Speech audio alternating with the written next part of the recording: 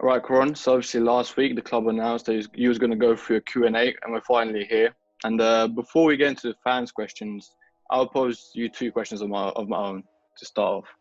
So obviously you've said that you've played against some tough NBA players in the past, obviously at camps, AAU. So my question to you is, who is the toughest player you've ever had to guard? Oh man, the toughest player I've ever had to guard, like AAU or college or what? Anything.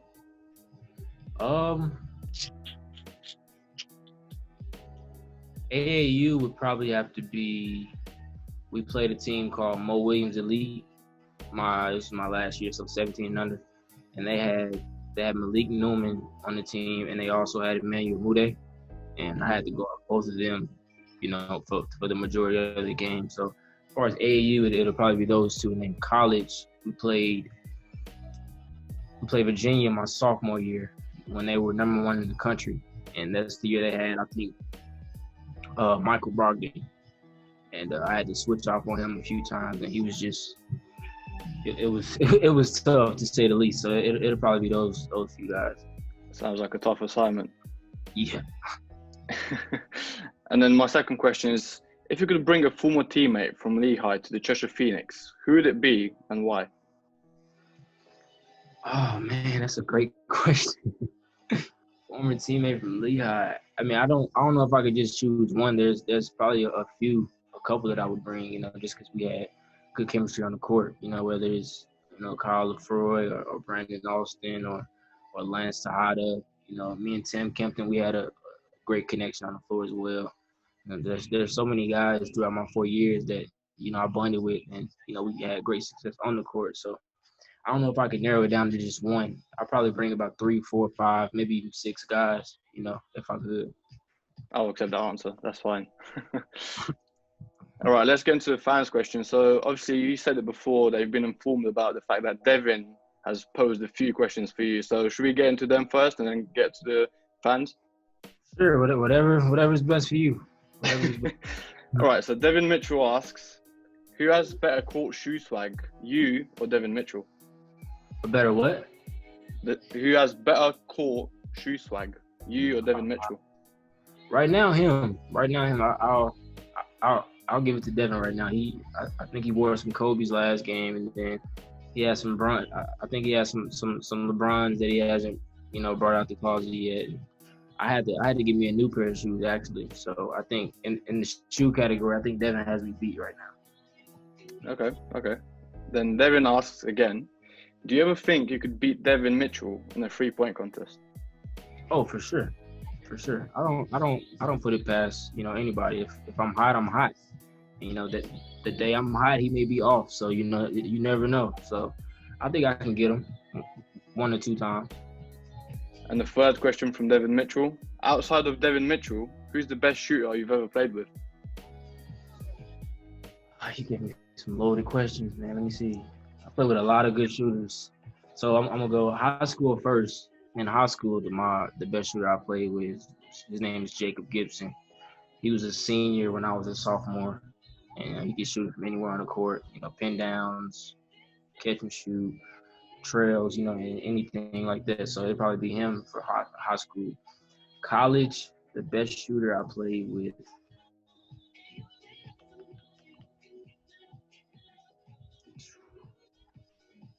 Oh, man, I played with so many good shooters in college. I would probably have to go Austin Price, to be honest. He was a knockdown shooter, real efficient. He was 1 year ahead of me, and I think he plays in, I want to say Israel now. I'm not sure where he plays, but he's still playing professionally. So yeah. Him in college, and then it'll have to be those 2 guys. The last question from Devin Mitchell is, do you ever think you could beat Devin Mitchell 1-on-1? Yeah, I can. We haven't got the chance to play 1-on-1 yet. We're kind of too tired to do any, too much after practice. But 1-on-1, I think I got him beat. I like the confidence. Friendly competition. It's always good. Yeah, friendly competition. But he's a little bro right now, so he has to, earn his strike. Cool.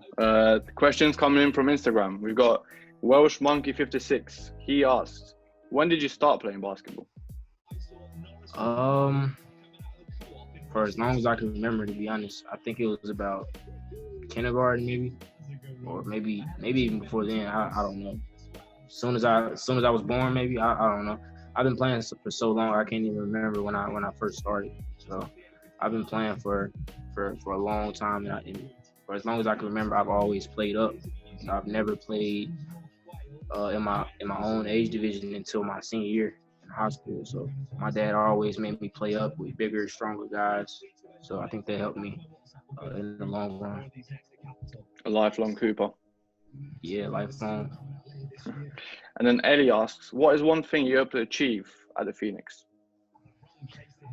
To win a championship, to win as many trophies as we can. I know we have three different four different opportunities to win. So I want to go 4 for 4 if we can. So that's the ultimate goal is to always win. And Lewis asks, how was your first experience with Cheshire? I assume he means the game against the Bristol Flyers. It was great. It was great to finally get on the court and play somebody else. We had been in preseason, going at it as a team for a while. It was finally good to get on the court and finally go against some competition. And it was good to be out there. We had been sitting out for so long. Months and months and months, and like I said, it was finally just good to get out there and finally play a real game.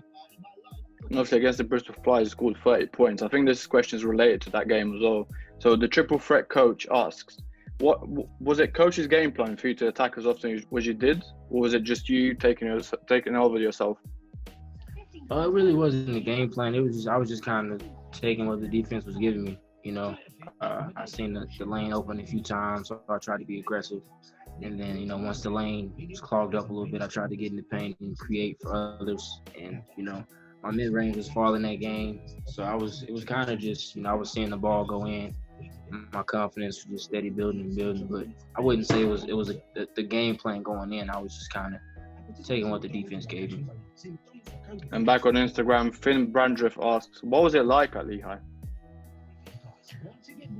It was different. It was a lot different from home. For the people that don't know who's living in the UK right now, Lehigh was about 17 or 18 hours from where I lived. So it was a big shock to me when I got there. As far as like the weather was the first thing I had to adjust to. Back home in Arkansas, it doesn't snow that much, and when I got to Lehigh, it snowed every day. Anywhere from like 6 to 12 inches, and they wouldn't cancel class. Like we had to walk to class in the snow. So that was the biggest adjustment for me, was just adjusting to the weather. But all in all, it was a great experience, and I'm glad I chose, to go to Lehigh. And finally, on the last one on Instagram is Ruben. He says, do you think I can make it to the BBL? I've started playing a ball at 16.